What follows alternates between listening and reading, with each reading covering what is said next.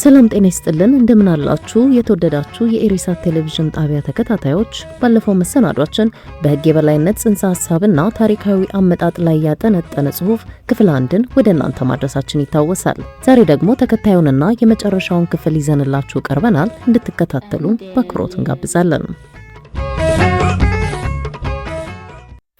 በ18ኛው ክፍለ ዘመን በአውሮፓ አብርሆት ዘመን ከነበሩ የፖለቲካ ፈላስፎች መካከል አንዱ የነበረው ፈረንሳዊ የሕግ ምሁር ሞንቴስኪዮ በጊዜው ለዲሞክራሲ እጅግ አስፈላጊ የሆነ የመፍትሄ ሐሳብ ይዞ ቀረበ። ይህም ስልጣን በአንድ ሰው ወይም በአንድ ተቋም እጅ ከወደቀ መበላሸቱ፣ አምባገነንነት መንሰራፋቱ አይቀሬ ነው። ስለዚህ ስልጣን መከፋፈል አለበት አለ። ታዲያ ይህ የስልጣን ክፍፍል መርህ ዛሬ ለምንኖርባት ዓለም የዲሞክራሲና የሕግ የበላይነት ዋና መሰረት ሆኗል። የስልጣን ክፍፍል ሲባል መሰረትና መነሻ አድርጎ የሚነሳው ሕግ ነው። ይህ ማለት ክፍፍሉ መሰረት አድርጎ የሚነሳው ሕገ መንግስቱን ይሆንና በሕገ መንግስት ስር በእውቅና ይሁን በአፈጻጸም ተደግፎና ታቅፎ ይገኛል።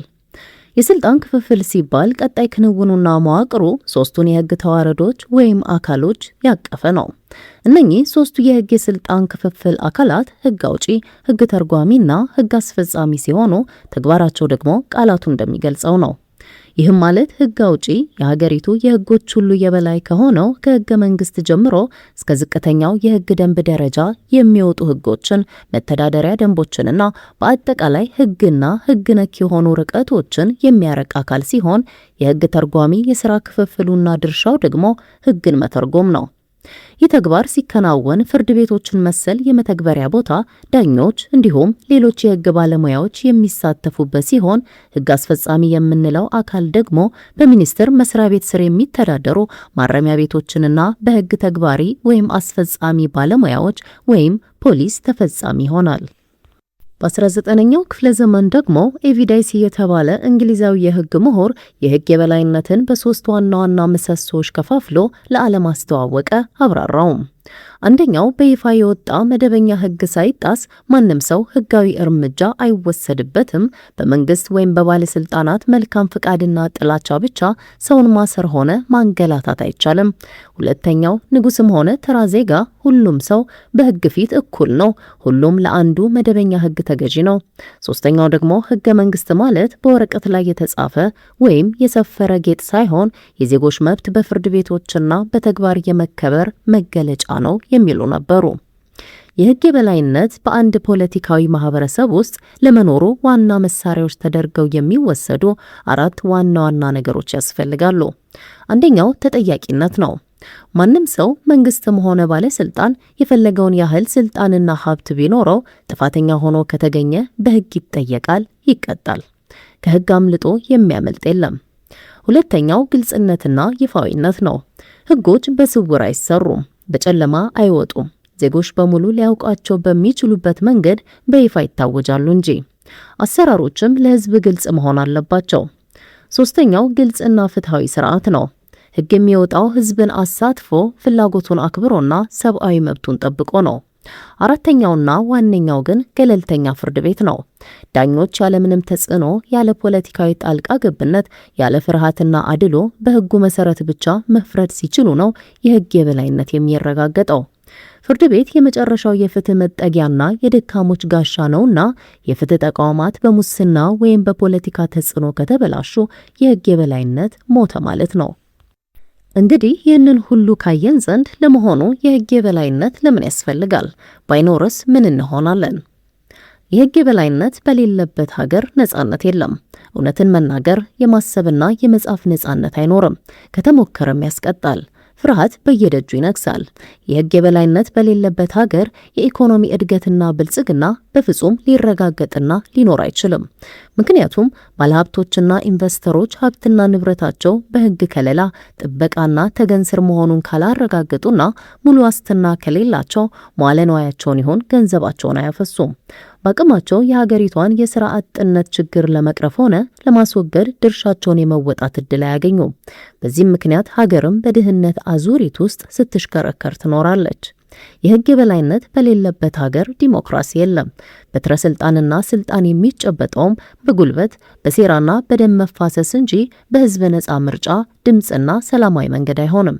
ስለዚህ የህግ መጽሐፍትና የማይተገበር የህገ መንግስት አንቀጽ ስለ ህግ መኖር ትርጉም በማይሰጥ የቃላት ጋጋታ ቢሞሉ የህግ ሞትን እንጂ ህይወትን አያመለክትም።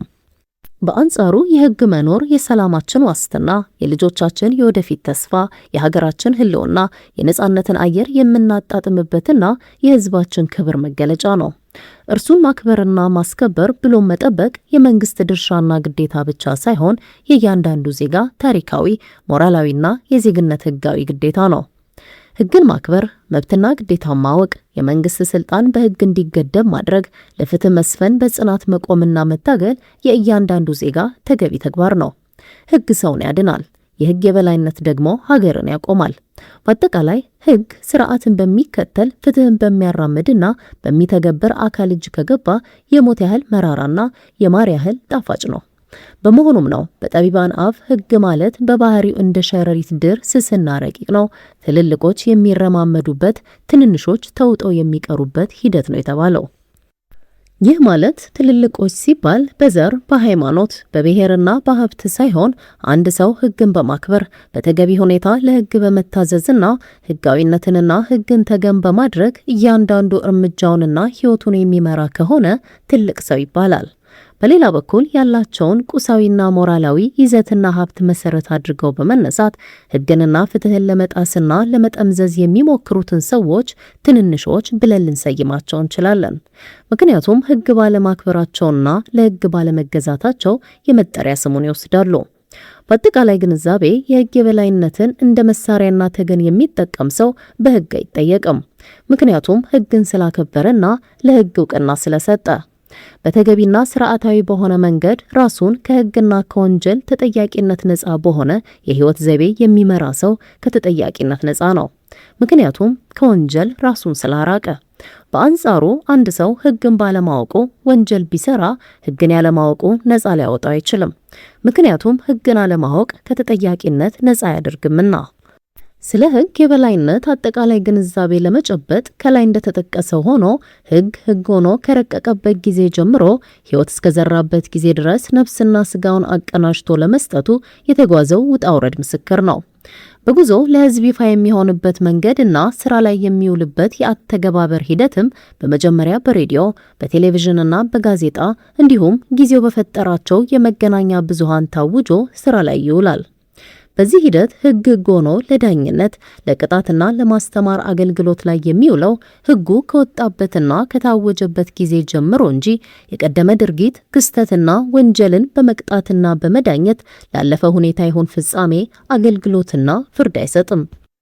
በመጨረሻም የህግ አወቃቀርና አመሰራረት ቀደም ሲል እንደተጠቀሰው ህግን በሚያውቁና በአውዱ ጠለቅ ያለ ዕውቀትና ልምድ ባላቸው በህዝብ በተወከሉ ህግ አርቃቂዎች የሚረቅ ሲሆን የህግ ተርጓሚዎችም የእነርሱን መስመር ተከትለው የህግን ትርጓሜ ተግባራዊ በማድረግ የበኩላቸውንና የሥራ ድርሻቸውን ይወጣሉ።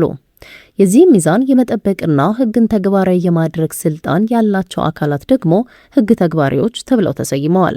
በእነዚህ የሶስቱ አካላት ውህደትና ቅንጅትም ህግ በህዝብ ተወካዮችና አርቃቂዎች ሲወጣ እንዲሁም ሲረቅ በሚተረጎምበት አካልና ቦታ ማለትም በዳኞችና በፍርድ ቤቶች ተግባር ላይ የሚውልበት መስመር ሲመቻች፣ በመጨረሻም በማረሚያ ቤቶችና በዙሪያ ባሉ ባለሙያዎች አፈጻጸሙ ህጋዊ ቅደም ተከተሉን ተጉዞ ይጠናቀቃል። እንግዲህ በዚህ ሁሉ ሂደት የዚህ ሁሉ የህግ ራስና አውራ የሀገሪቱ ህገ መንግስት ነው። ስለሆነም ነው ህገ መንግስት የሀገሪቱ ህጎች ሁሉ የበላይ ህግ ነው ተብሎ የሚታመነው።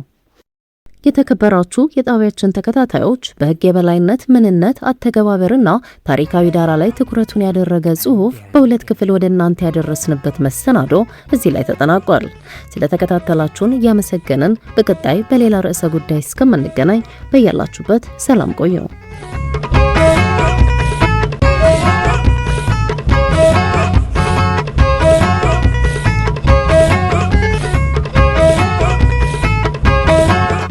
Dele